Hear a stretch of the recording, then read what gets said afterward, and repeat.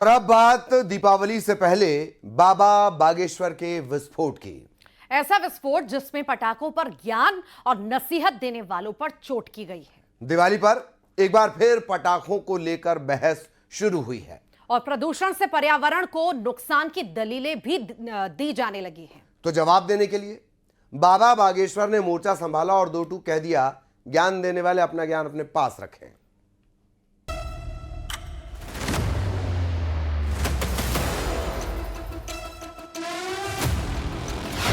बाबा बागेश्वर का बम, पटाखे तो फोड़ेंगे हम तो पटाखे फोड़ेंगे कि पटाखों पे अपना ज्ञान ना पेलें। दिवाली से पहले विस्फोटक बयान। सल्तन से जुदा करने वाली बातें बिल्कुल भी जायज नहीं है। यदि छेड़ोगे तो छोड़ा नहीं जाएगा।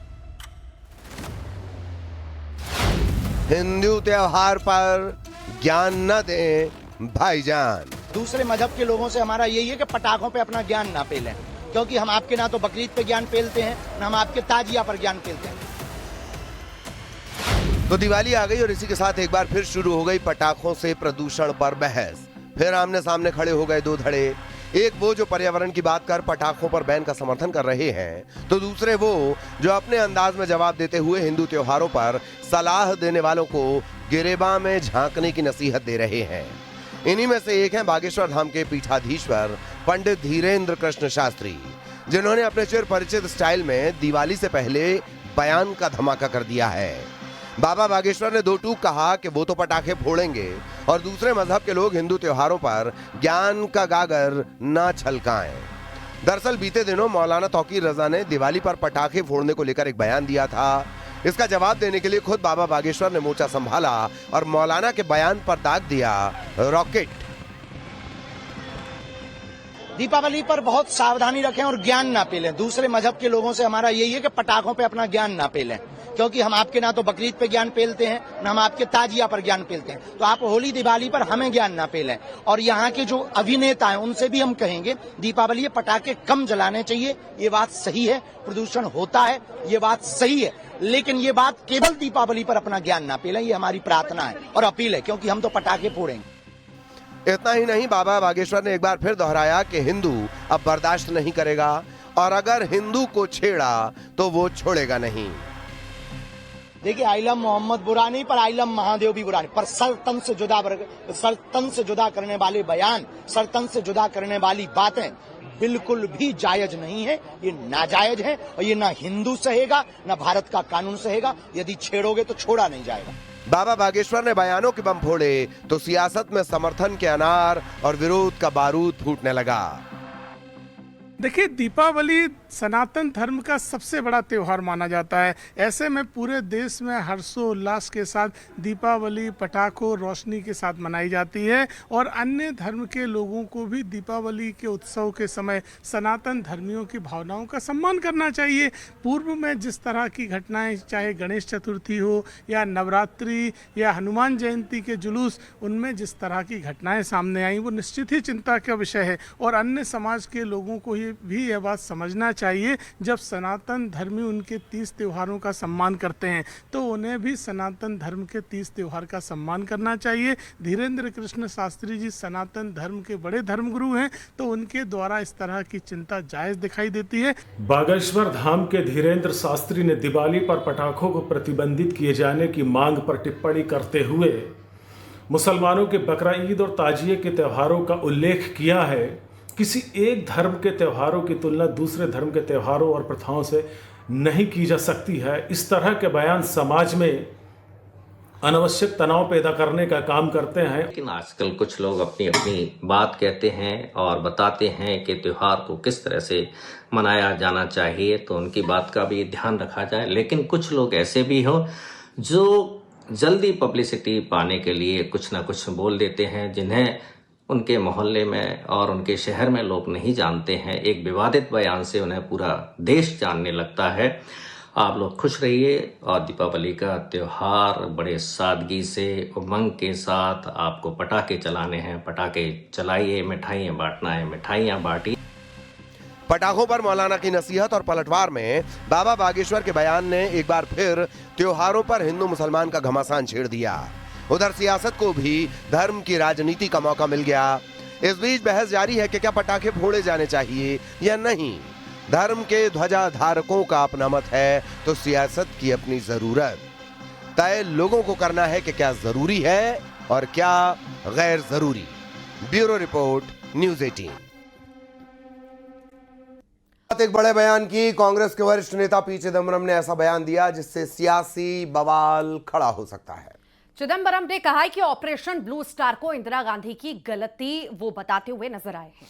पी चिदम्बरम ने कहा कि ऑपरेशन ब्लू स्टार जून 1984 में अमृतसर के स्वर्ण मंदिर में आतंकवादियों को खदेड़ने के लिए यह सैन्य कार्रवाई की गई थी, लेकिन एक गलत तरीका था और तत्कालीन प्रधानमंत्री इंदिरा गांधी ने उस गलती की कीमत अपनी जान देकर चुकाई।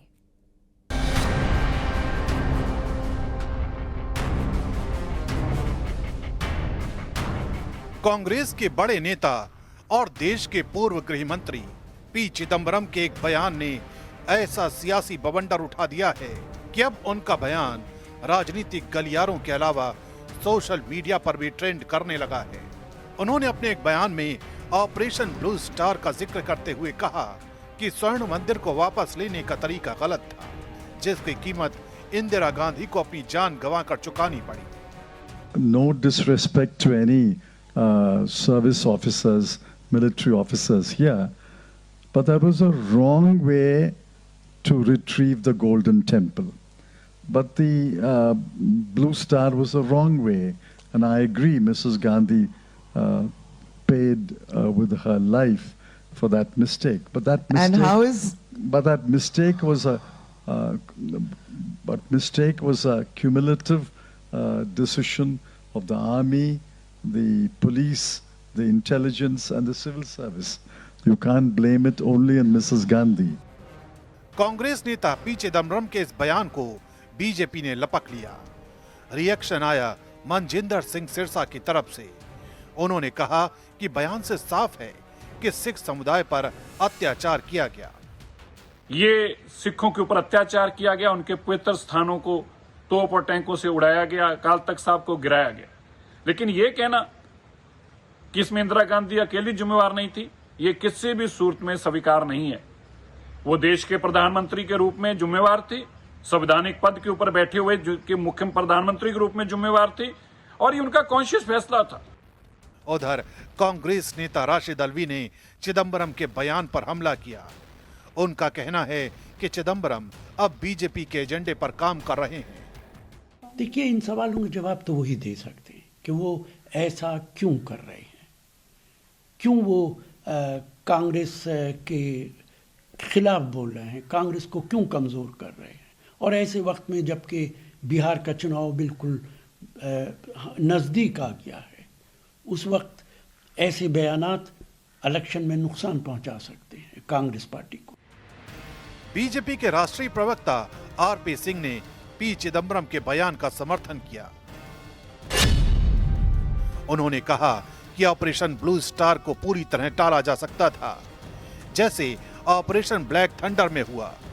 बिजली और पानी काटकर मिलिटेंट्स को आत्मसमर्पण के लिए मजबूर किया जा सकता था, बिना पवित्र स्थल की पवित्रता को नुकसान पहुंचाए। आरपी सिंह ने आरोप लगाया कि तत्कालीन प्रधानमंत्री इंदिरा गांधी ने राजनीतिक कारणों से हिंसा का रास्ता चुना, जिससे सिख समुदाय को भारी कीमत चुकानी पड़ी।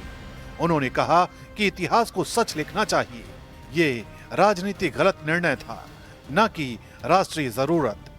से कांग्रेस की तरफ से बड़ा झूठ बोला जा रहा है, उसमें और वृद्धि कर दिया है कि इंदिरा गांधी इसमें कल्ले दोषी नहीं है।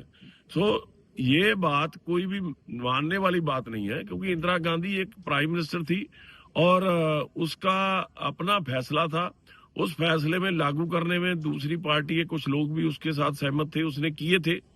लेकिन आज ये बात कहना कि इंदिरा गांधी का कसूर नहीं है, ये बात अपने आप में गलत है। इस पूरे मामले ने ऑपरेशन ब्लू स्टार और 1984 की त्रासदी को फिर से राजनीतिक बहस का केंद्र बना दिया है।